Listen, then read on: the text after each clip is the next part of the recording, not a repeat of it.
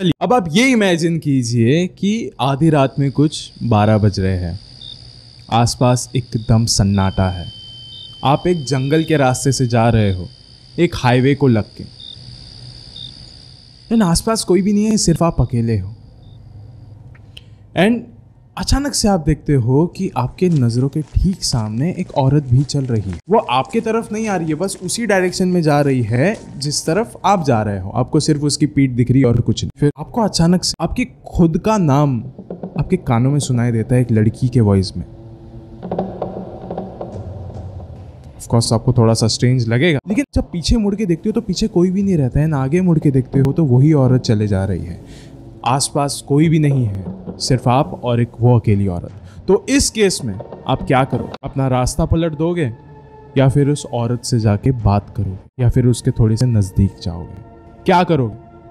आज मैंने आपको ये वाली कहानी इसीलिए सुनाई है ताकि आप आगे आने वाली कहानी से रिलेट कर पाओ, एंड आप जान पाओ कि अगर आप उस औरत के नजदीक जाते तो आपके साथ क्या होता, एंड अगर आप अपना रास्ता पलट भी देते तो भी आपके साथ क्या होता। आज की ये जो कहानी है, ये किसी आम इंसान ने मुझे नहीं सुनाई है, ये बल्कि सुनाई है अजय कार्ती जी ने, जो कि खुद पेशे से एक पैरानॉर्मल इन्वेस्टिगेटर है। ये घटना उन्हीं के फैमिली में किसी के साथ तो हुई थी, एंड इस घटना को आप स्त्री मूवी के साथ सीधा सीधा रिलेट कर पाओगे। स्त्री मूवी जो कि 2018 में आई थी। अजय कार्ती जी ने मुझे एक वॉइस नोट भेजा था, एक इंट्रोडक्शन मैसेज भी उन्होंने मेरे को भेजा था जस्ट एज अ प्रूफ, तो मैं आपको भी वो सुनाना चाहूंगा। Paranormal research field since last 8 to 9. I'd like to speak about myself a bit.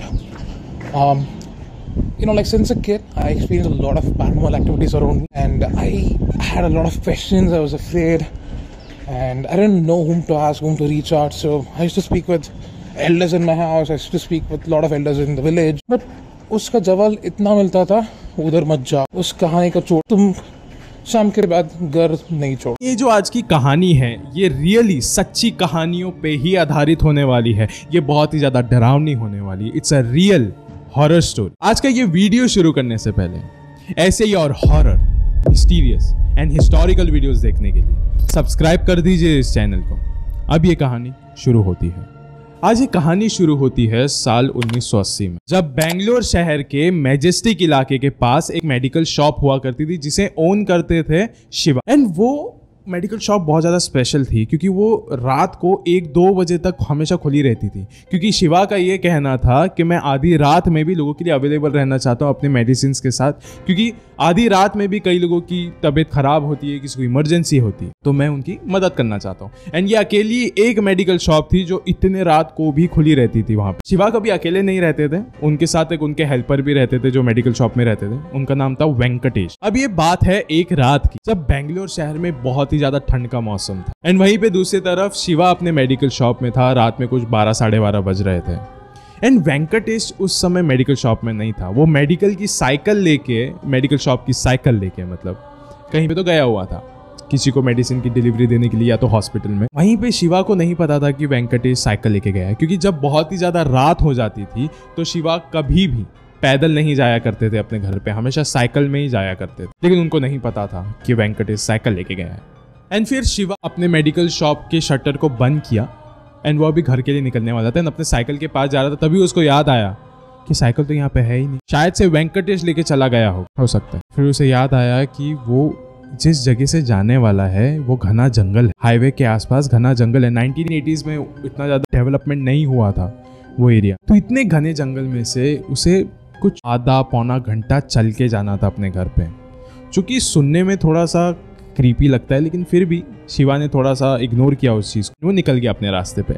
फिर शिवा बेंगलोर के मैजेस्टिक इलाके से थोड़ा दूर आया चलते हुए। उस समय कुछ रात के 1 बज रहे थे, एंड वो उसी रास्ते पे आ गया जहाँ पे सिर्फ और सिर्फ घना जंगल था। एंड जब अक्सर शिवा वहाँ से जाया करता था अपने साइकिल पे, तो उसको रास्ते में कोई भी नहीं दिखा करता था, एकदम सन्नाटा होता था। मतलब सालों साल शिवा ने उसी जगह से ट्रैवल किया था, एंड वो आधी रात को तो वहाँ पे किसी को भी नहीं देखता था। लेकिन ये रात थोड़ी सी अलग थी। शिवा उस समय पैदल चल के जा रहा था उस जंगल से, तभी उसने देखा कि उसके नजरों के ठीक सामने एक लाल साड़ी में एक औरत चल रही है। उसके पास नहीं आ रही, जिस डायरेक्शन में शिवा चल रहा है वो भी थोड़ा सा आगे चल रही। शिवा थोड़ा सा सरप्राइज हो गया कि इतने सालों में इस समय रात के 1 बजे मैंने किसी भी औरत को यहाँ पे नहीं देखा, औरत क्या किसी इंसान को नहीं देखा हूँ, किसी जानवर को नहीं देखा, ये कौन हो सकता। फिर शिवा को थोड़ा सा स्ट्रेंज लगने लग गया कि ये औरत बहुत अलग लग रही है। तो फिर उसने 2-3 बार उसको चिल्ला के बुलाया अपनी लैंग्वेज में, जो कि बेंगलोर की नेटिव लैंग्वेज है उसमें, लेकिन वो औरत सुन नहीं रही थी। वो बार बार सुना बोले जा रहा था उस औरत को चिल्ला चिल्ला के कि आप कौन हो, आप कौन हो, आप कौन हो। वो सुन नहीं रही थी, बस चल रही थी एंड वो बहुत ज्यादा तेज चल रही थी। शिवा उसकी स्पीड को मैच नहीं कर पा रहा था, बट स्टिल वो उसके पीछे पीछे जा रहा था। ये बहुत ही अलग तरीके का सिनेरियो बन गया था उस रात को। देखते ही देखते ठंड भी बहुत ज्यादा बढ़ रही थी। फिर शिवा ने बोला चलो अवॉइड करता हूँ। थोड़ी देर बाद किसी ने तो शिवा के कानों में आके शिवा का नाम। शिवा डर गया, उसे पीछे पलट के देखा, पीछे कोई भी नहीं था, आसपास कोई भी नहीं था, लेकिन उसके नजरों के ठीक सामने वही औरत थी जो कि चल रही थी। एंड फिर और 2 बार शिवा के कानों में किसी ने तो उसका नाम। शिवा को कुछ भी समझ नहीं आ रहा था ये कौन कर रहा, ना पीछे कोई है, सिर्फ आगे ही एक लड़की है जिसने लाल कलर की साड़ी पहनी है। ये सिलसिला खत्म ही नहीं हो रहा था, ना ही वो रास्ता खत्म हो रहा था। फिर शिवा ने थोड़ी सी अपने अंदर हिम्मत भरी एंड वो आगे गया उस लड़की के पास एंड उसके शोल्डर पे टैप किया 2 बार एंड उससे पूछा आप हो कौन। फिर उस औरत ने थोड़ा सा अपना चेहरा शिवा की तरफ किया एंड शिवा ने जैसे ही उस औरत का चेहरा देखा, शिवा पुतले की तरह जम गया था, एकदम कांप उठा था वो, क्योंकि जो शिवा ने देखा अगर वो आप देखते तो आपका भी दिल पूरी तरीके से दहल जाता। शिवा ने देखा कि उस औरत का चेहरा आधा जला हुआ था, उसके राइट साइड के चेहरे पे बहुत ज्यादा डीप कट्स थे, खून आ रहा था। एक नई साड़ी, नई लाल कलर की साड़ी जैसे कि किसी दुल्हन ने पहनी, उसका चेहरा इतना जला हो। शिवा उस समय एकदम जम गया था, उसने कुछ भी नहीं बोला। फिर उस औरत ने शिवा को थोड़ा गौर से देखा एंड उसे देख के थोड़ा सा मुस्कुराई, उससे कहा कि आज तो बच गए। एंड शिवा ये सुनते ही वहां से भाग निकला। वो इतने तेजी से वहां से भागा, अपने घर पे गया, अपने घर का गेट खोल, घर के अंदर जाके बस वो सो गया। सुबह तक उसको बहुत ही ज्यादा तेज बुखार हो गया था। उसके परिवार वालों ने उससे पूछा कि क्या हुआ, ऐसा क्या हो गया आधी रात को कि तू इतना ज्यादा बीमार पड़ गया। फिर उसने अपनी सारी कहानी सुनाई कि मुझे एक ऐसी औरत दिखी हो। फिर उसके परिवार वालों में जो सबसे ज्यादा बुजुर्ग थे उन्होंने कहा कि ये एक चुड़ैल थी जो तूने सालों में नहीं देखा, वो तूने कल रात को देखा। वो एक चुड़ैल थी जिसको गाइस बहुत सारे लैंग्वेज में उसको खुवारी चुड़ैल कहा जाता है, सिर्फ चुड़ैल कहा जाता है। एंड बेंगलोर के भाषा में भी उसको बहुत अलग अलग तरीके का नाम उसको दिया गया है असल में, जिसको हम रिसर्च करेंगे तो भी हमको उनका नाम नहीं मिलेगा, लेकिन चुड़ैल वो थी। शिवा के घर वालों को सिर्फ ये पता था कि वो एक चुड़ैल है, और कुछ भी नहीं पता था। लेकिन आगे आने वाले 7-8 सालों में उनको ये बात पता चली कि कर्नाटका के मालेश्वरम गाँव में एक प्रथा शुरू हुई थी कुछ 1990 के अराउंड, कि आधी रात में कोई भी मर्द गांव में अकेला नहीं घूमेगा, क्योंकि वहां पे एक चुड़ैल घुमा करती है जो कि आधी रात में जो भी उसको मर्द दिखता था वो उसे उठा के लेके चले जाती थी अपने महल में एंड उसके साथ अपनी अधूरी सुहागरात पूरी करती थी। सुनने में थोड़ा सा स्ट्रेंज लगता है, लेकिन ये भी बताया करते थे वो लोग कि ये जो चुड़ैल थी बहुत ज्यादा पावरफुल थी, वो बाहर भी घुमा करती थी एंड घर के अंदर भी आ जाया करती थी। एंड इसी चीज को काउंटर करने के लिए, ताकि वो जो चुड़ैल है वो घर के अंदर ना आए, वो लोग अपने दरवाजे के पास लिखते थे नाले बा, मतलब कल आना।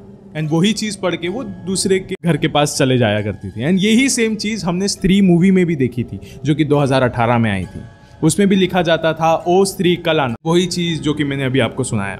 अभी बहुत सारे लोग हो गए जो कि ये सोच रहे रहेंगे कि ये जो शिवा की घटना है वो तो 1980s में हुई थी एंड 1990s में जाके ये जो स्त्री मूवी की घटना बताया आपने नालेबा वो हुई थी, तो ये दोनों कैसे रिलेट कर रहे हैं। तो ऐसा सुनने में आया था उस समय कि कर्नाटका के ऐसे बहुत सारे गांव में इस चुड़ैल को देखा गया था। शायद से ये वही चुड़ैल हो सकती है या दूसरी चुड़ैल भी हो सकती है। सब ने अपनी अपनी अलग तरीके की कहानियां बनाई थी कि हमने इस चुड़ैल को अपने गांव में देखा है, उसने कुछ और देखा है, कोई कोई मर्द को भी देखा करते थे कि कोई एक भूत है जो ऐसा चल रहा है। कोई भी किसी से भी कनेक्ट नहीं होती थी, लेकिन घूम फिर के ये कहानी सिर्फ एक ही होती थी और वो थी नालेबा। लेकिन ये सब की भी एक बैक स्टोरी है असल में। मालेश्वरम की अलग है बैक स्टोरी, किसी और जगह की अलग है बैक स्टोरी, लेकिन जो सबसे ज्यादा सुनने में आई है वो मालेश्वरम की ही है। कि बताया जाता है कि एक लड़की रहा करती थी मालेश्वरम गांव में जो कि कुछ 18-19 साल की थी एंड उसकी शादी होने वाली थी एक लड़के से जो कि एक दूसरे से बहुत ज्यादा प्यार करते थे। एंड वो औरत की शादी हो गई उससे एंड शादी के रात को ही उसके हस्बैंड को गांव वालों ने आके मार दिया था किसी रेप के इल्जाम के ऊपर। एंड उसकी औरत को बहुत अच्छे से पता था कि उसने ऐसा कुछ भी नहीं किया है एंड उसके साथ साथ उस औरत को भी मार दिया। तो तब से यह बताया जाता है कि इस गांव में जितने भी मर्द हैं वो सबके पीछे वो औरत आती है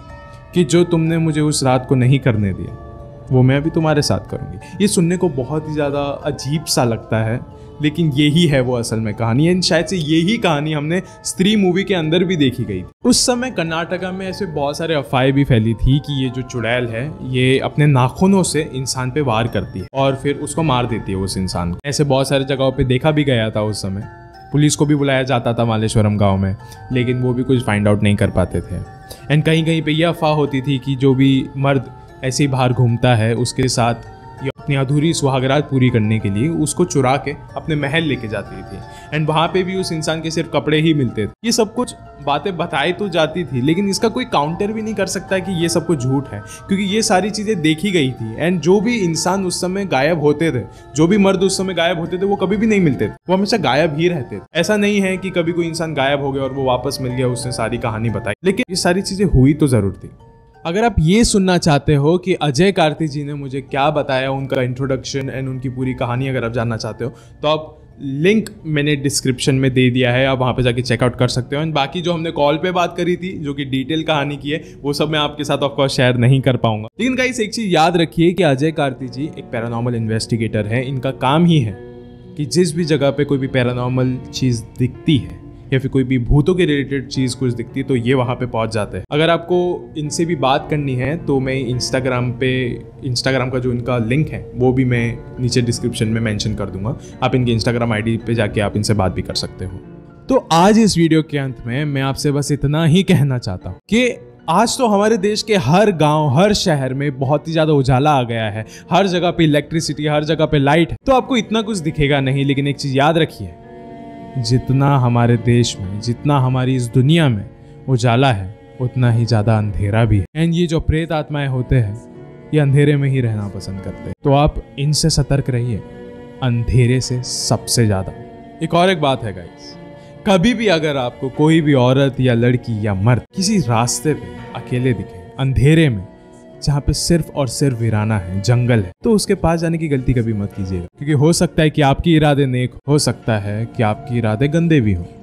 स्टिल फर्क नहीं पड़ता, क्योंकि वो जो चीज आपके सामने खड़ी है वो इंसान नहीं, वो सिर्फ एक छल है। सिर्फ आपका भरोसा जीतना चाहता है, आपको आपकी दुनिया में शामिल करना चाहता है, एक बहुत ही ज्यादा दर्दनाक तोहफा देने के बाद, और वो तोहफा हो शुक्रिया।